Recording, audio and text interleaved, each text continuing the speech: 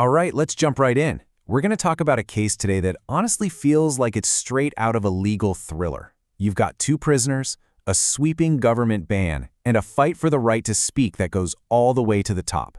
This is the story of a landmark UK legal case that really asks a fundamental question.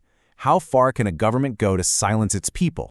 And at the absolute core of this whole thing is this really powerful, really human question.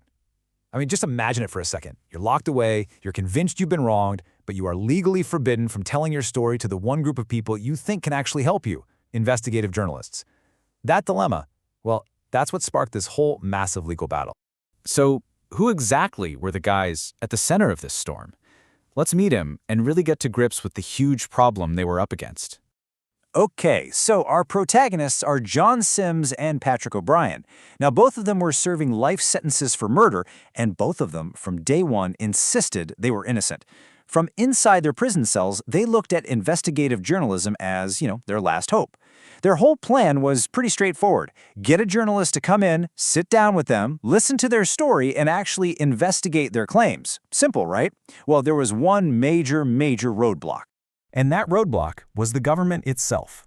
More specifically, it was a massive, sweeping policy put in place by the UK's Home Secretary. That's the minister in charge of prisons. And this slide just boils the whole conflict down perfectly, doesn't it? On one side, you have Sims and O'Brien. They're just trying to use what they believe is their fundamental right to free speech to prove their innocence. And on the other side, a complete, no exceptions, blanket ban on any prisoner giving a face-to-face interview to any journalist for any reason. It's a real immovable object meets an unstoppable force situation. Now, of course, the government had its reasons for this. The Home Secretary wasn't just doing it on a whim. The official line was that these kinds of interviews could mess with prison discipline, that they might turn convicted criminals into celebrities, and, really crucially, that having these stories blasted all over the media could cause incredible pain for the victims' families.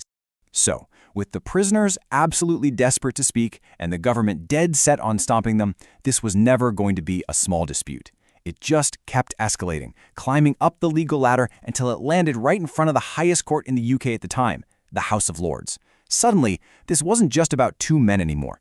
This was about a fundamental principle of freedom for everyone. And that brings us to the absolute heart of the entire case. This is the one question the law lords had to answer.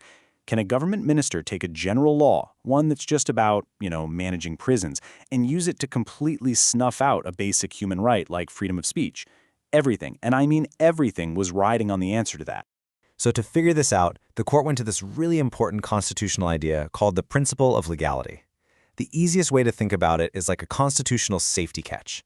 It basically says our fundamental rights are so important that if Parliament wants to limit them, it can't just hint at it. The law has to spell it out in crystal clear, unambiguous language. No ifs, ands, or buts.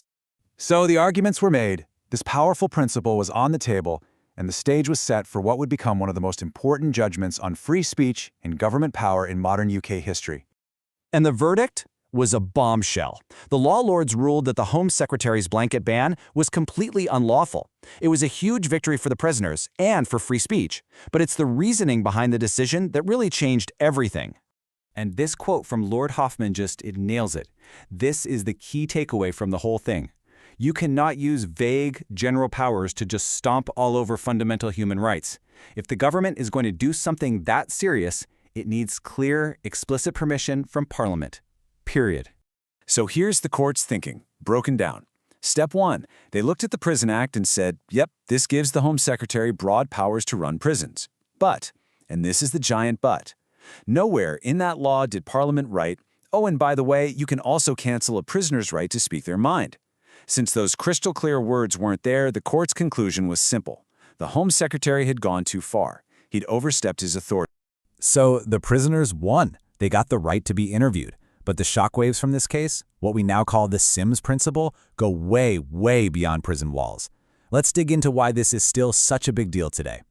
See, what Sims and O'Brien did wasn't just a personal win.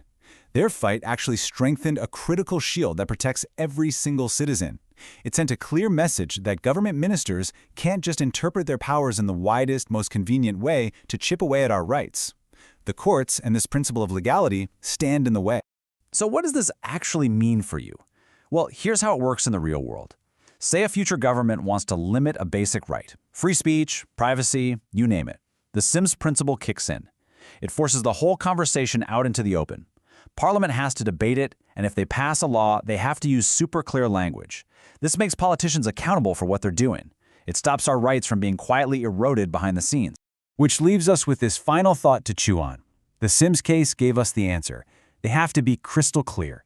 It's a powerful reminder that our freedoms aren't guaranteed.